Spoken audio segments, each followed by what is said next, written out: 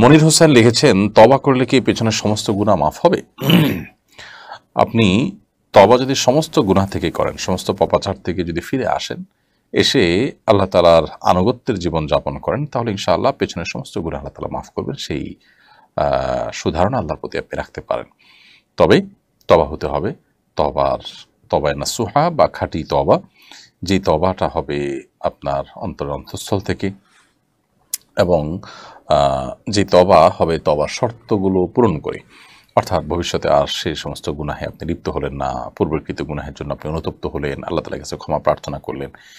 তওবার শর্তগুলো যদি পূরণ করে আপনি তওবা করে থাকেন, আশা করা যায় আল্লাহ তাআলা মাফ করবেন। তবে তওবা যদি সুনির্দিষ্ট কোনো একটা অপরাধ থেকে হয়, সেটাও হতে পারে যে আপনি একটি পাপ থেকে তওবা করেছেন যে আল্লাহ এই কাজটা আমি আর করবো না, তাহলে এটাই আল্লাহ তাআলার কাছ থেকে মাফের আশা করবেন।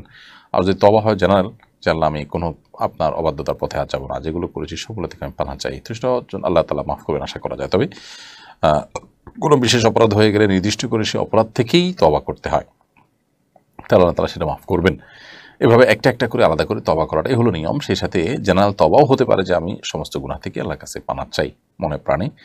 একটা মানুষ আল্লাহর আদেশ নিষেধের তোয়াক্কা করতেন না, এখন তিনি সেটা তোয়াক্কা করবেন, সে মনে সংকল্প করেছেন, নতুন জীবন করেছেন। তো এটা হলো জেনারেল তওবা।